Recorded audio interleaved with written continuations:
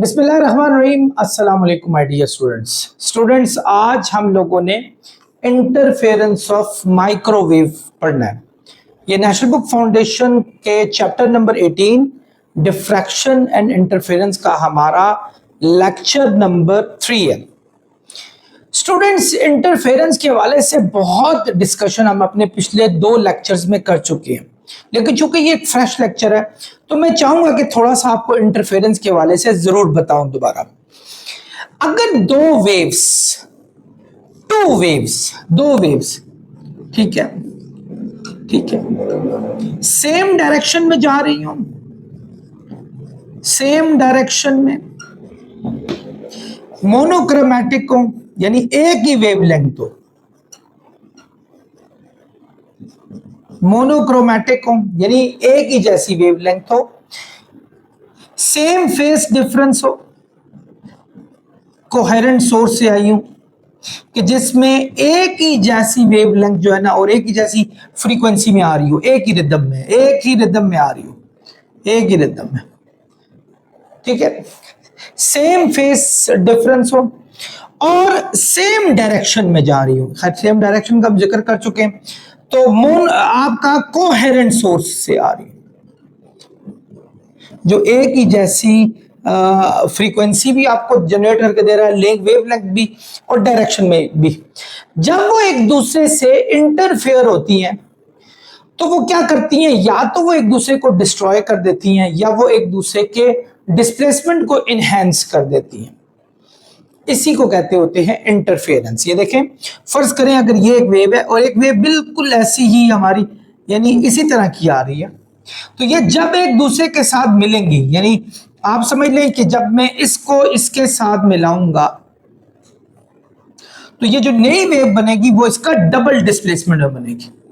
ये तब होता है जब आपका क्रस्ट के साथ मिलेगा और ट्रफ के साथ मिलेगा। लेकिन अगर ऐसा हो जाए कि आप इसके साथ ये वाली वेव मिलाते हैं, ये वाली वेव, यानी जब ये आप इसके ऊपर इसको सुपर इंपोज करते हैं, ये देखें, सो क्रस्ट हमारा ट्रफ के साथ मिला और ट्रफ क्रस्ट के साथ मिला, तो ये क्या होगा, ये एक दूसरे को डिस्ट्रॉय कर देंगी। तो नेट रिजल्ट हमारा बिल्कुल फ्लैट लाइन आएगा, there is no displacement involve.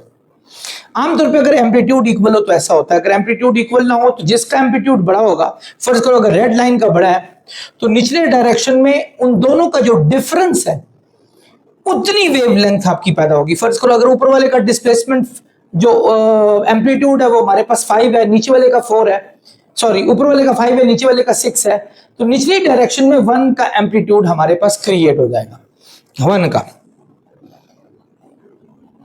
इस तरह। आई होप आप ये बात समझ रहे होंगे। तो इंटरफेरेंस में दो वेव्स का आपस में सुपर इंपोज होना, with they should have same direction, they are monochromatic, they must have same phase difference, with they are coming from coherent sources, those sources which are producing same amount of frequency and same amount of wavelength as well. So when they superimpose each other, what do? They actually interfere with each other. They destroy each other or they enhance each other. So this phenomena is known as interference of light. ये interference of light मैंने आपको water waves में भी पढ़ाई, मैंने आपको light wave में भी पढ़ाई। इस तरह मैंने कहा ये हर जगह पे हर वेव्स के साथ अप्लाई होती है। आज हम पढ़ रहे हैं माइक्रोवेव में, यानी इससे पहले हम इंटरफेरेंस ऑफ लाइट पढ़ के आए, इंटरफेरेंस ऑफ वाटर पढ़ के आए, वाटर वेव्स पढ़ के आए। आज हम यही काम जो पढ़ने जा रहे हैं वो माइक्रोवेव में भी पढ़ने जा रहे हैं। डियर स्टूडेंट, सेम लॉजिक यहां भी लगेगी।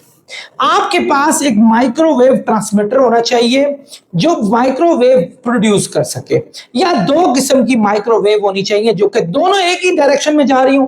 जैसे फर्ज करो यहां से आके 2 डायरेक्शन है हमारे पास, एक ही डायरेक्शन में जा रही हूं और वो एक ही फ्रीक्वेंसी से हो तो और एक ही हमारे पास वेवलेंथ उनकी हो, तो वो जब एक दूसरे के साथ मिलेंगी तो वो इंटरफेयर होंगी, या तो वो कंस्ट्रक्टिवली इंटरफेयर होंगी या वो डिस्ट्रक्टिवली इंटरफेयर होंगी। कंस्ट्रक्टिवली में वो एक दूसरे को इनहेंस कर देंगी और डिस्ट्रक्टिवली में they will destroy each other, वो एक दूसरे को खत्म कर देंगी। सो बेहतर यह है कि दो सोर्सेज की बजाय अगर आपका एक माइक्रोवेव ट्रांसमीटर सोर्स हो और उससे आगे डबल स्लिट आप पैदा कर लें, यानी आपने जो सामने ऑब्स्टेकल प्लेस करनी है उसकी जो ओपनिंग है स्लिट्स की, उसकी size comparable to the microwave होनी चाहिए, तो आपका डिफ्रैक्शन का पैटर्न अच्छा क्रिएट हो जाएगा दोनों साइडों पे। अब ये डिफ्रैक्शन जैसे जैसे फर्ज करो यहां मिल रही है, यहां मिल रही है, अच्छा इसी तरीके से यहां मिल रही, यहां जहां जहां इंटरफेयर हो रहे होंगे, जहां जहां इंटरफेयर हो वहां ये कंस्ट्रक्टिवली इंटरफेयर होंगे या डिस्ट्रक्टिवली इंटरफेयर होंगे। अगर आप इस जगह पर माइक्रोवेव डिटेक्टर लगा लें, ये खास किस्म के डिटेक्टर होते हैं क्योंकि we can not see microwaves, हम माइक्रोवेव्स को कभी भी देख नहीं सकते। सो वो डिटेक्टर डिटेक्ट करते हैं कि किस किस जगह पर एम्पलीट्यूड मैक्सिमम हुआ है, किस जगह इंटेंसिटी बढ़ी है और किस जगह पे इंटेंसिटी कम हुई है। जहां इंटेंसिटी बढ़ी होगी इसका मतलब है वहां आपका कंस्ट्रक्टिव इंटरफेरेंस क्रिएट हुई है, जहां आपकी इंटेंसिटी कम होगी इसका मतलब है they are destructively interfered with each other. I hope आप लोगों को ये बात समझ आ गई होगी। एक बात आपको यहां बताऊंगा, अगर तो वो कंस्ट्रक्टिवली इंटरफेयर हो रही हो तो उनका पाथ डिफरेंस जो है वो एम लेम्डा की फॉर्म में होगा। अगर तो वो कंस्ट्रक्टिवली इंटरफेयर हो रही हो,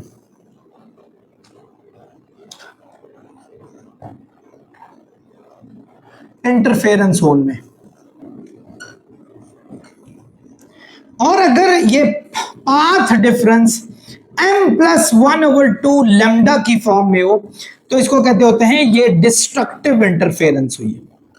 याद रखें ये डिपेंड करता है कि कौन सी हुई है, कंस्ट्रक्टिव में हाई इंटेंसिटी, डिस्ट्रक्टिव में लो इंटेंसिटी। मैंने पिछले लेक्चर में बड़े तफसील से ना सिर्फ इसको समझाया, मैंने आपको यंग डबल स्लिट एक्सपेरिमेंट का भी समझाया। सो याद रखिएगा स्टूडेंट्स, ये बिल्कुल वैसा ही है जैसे आपने लाइट और बाकी चीजों का पढ़ा। अब इनके बड़े फायदे हुए हैं, यानी जब ये पता चला कि माइक्रोवेव भी एक्चुअली हमारे पास इंटरफेरेंस के पैटर्न जनरेट कर सकती है तो इसके बहुत फायदे हुए। जैसे देखें अगर हमने कोई भी अगर कोई सैटेलाइट जमीन से ऊपर भेजनी हो, सो हम क्या करते हैं वहां से जितनी कम्युनिकेशन आती है उसको हम जो है सुनते हैं, बल्कि उसको हम उसके मुताबिक जो है परफॉर्म भी करते हैं नीचे जाके। तो जैसे मौसम के हाल हो गए, जितनी सैटेलाइट्स हैं वो सिग्नल्स किस तरह भेजती हैं, वो माइक्रोवेव की शक्ल में भेजती हैं, क्योंकि इससे हमें क्या पता चला कि माइक्रोवेव भी एक्चुअली इंटरफेयर कर सकती हैं और माइक्रोवेव की कम्युनिकेशन सिस्टम जो है वो एक्चुअली रेडियो वेव से कहीं ज्यादा होता है। आप देखें ना मोबाइल सिग्नल्स आपको रेडियो वेव से आते हैं, वो माइक्रोवेव से नहीं आते, लेकिन सैटेलाइट का सिग्नल आपको माइक्रोवेव से आता है। तो उसकी रीजंस बहुत ज्यादा है, जिनकी एक रीजन में खास ये भी है कि माइक्रोवेव की जो वेवलेंथ होती है, माइक्रोवेव की वेवलेंथ, माइक्रोवेव की वो हमारे पास बहुत कम होती है, किससे? रेडियो से। ये बात याद रखनी है आप लोगों ने। तो वो किसी में से भी ट्रांसमिट कर जाती है, किसी में से भी। आप देखें ना एक ड्रिल मशीन है, वो छोटी सी है, वो दीवार में आराम से पेनिट्रेट कर जाएगी, लेकिन उसके बरक्स अगर आप एक बड़ा सा डंडा लेके उसको घुमाने की कोशिश करो, that won't be an easy job just to penetrate it from the wall. जो छोटी चीज है दैट पेनिट्रेट आपके बदन में सुई आराम से ट्रांसमिट कर जाएगी, बट अगर आप ये मार्कर करना चाहो you can not penetrate it. Why? Because radio wave has very small wavelength. दूसरी रीजन ये याद रखें स्टूडेंट्स, हमने एक चीज पढ़ी थी कि C is equal to F lambda. C मैंने V है ना कि V is equal to F lambda होता है, लेकिन चूंकि माइक्रोवेव की स्पीड भी स्पीड ऑफ लाइट होती है, इस रेडियो वेव की स्पीड भी स्पीड ऑफ लाइट होती है। तो याद रखें कि जिसकी वेवलेंथ बड़ी होती है उसकी फ्रीक्वेंसी कम होती है। चूंकि माइक्रोवेव की वेवलेंथ बहुत छोटी है तो इसकी फ्रीक्वेंसी भी कहीं ज्यादा होगी। तो फ्रीक्वेंसी ज्यादा होने से भी आपके माइक्रोवेव की जो परफॉर्मेंस है, एफिशिएंसी है, that is far better than radio wave और any other wave which have smaller wavelength as compared to microwave. I am sure आप लोगों को ये बात समझ आ गई होगी। तो ये था आपके पास इंटरफेरेंस। आई होप ये एक छोटी सी वीडियो है, क्योंकि इसमें मजीद कोई एक्सप्लेनेशन देने की जरूरत नहीं। अगर आप एक्सप्लेनेशन लेना चाहते हैं तो वॉच द लेक्चर नंबर 2 जो मैंने यंग डबल स्टेट पढ़ाया, उसमें बड़ी तफसील से मैथमेटिकली मैंने एक एक चीज सॉल्व की है। नेक्स्ट लेक्चर से पहले आप एक नजर देख सकते हैं इसको। आपसे इजाजत चाहूंगा, अपना बहुत ख्याल रखिएगा। अस्सलाम वालेकुम।